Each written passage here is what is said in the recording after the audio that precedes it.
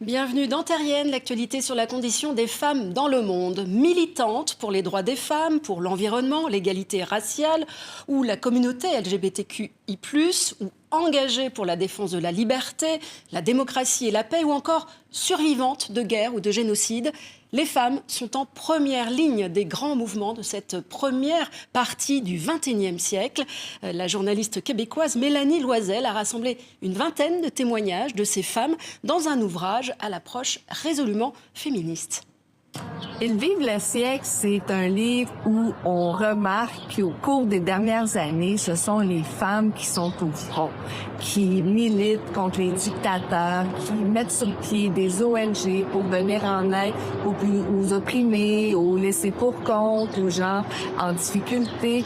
Les femmes se retrouvent au cœur des événements parce que ce sont elles qui vivent, qui subissent les impacts des régimes actuellement un peu partout sur la planète, que ce soit les femmes iraniennes, que ce soit les femmes afghanes, que ce soit les femmes qui sont aux prises au cœur des conflits actuellement. On le voit à Gaza, on le voit en Irak, on voit que les femmes yazidis qui ont été victimes d'esclavage d'ISIS. Alors, elles prennent la parole pour nous dire qu'il est important de militer pour les droits, pour plus de justice et pour la paix.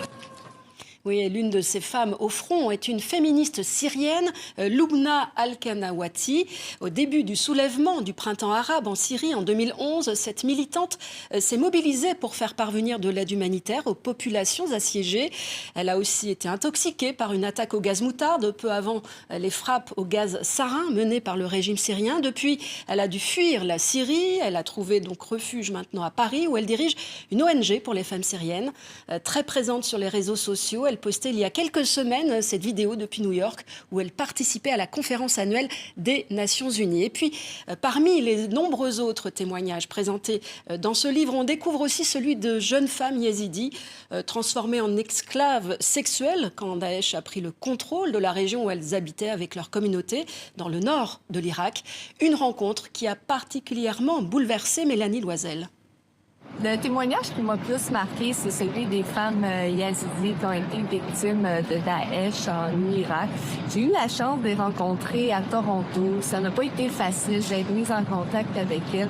Mais lorsque j'ai pu me retrouver avec elles dans une petite chambre, entendre leurs témoignages, c'était vraiment poignant. Évidemment, lorsqu'on est victime d'esclavage, ça a des conséquences tellement grandes sur la vie de ces femmes.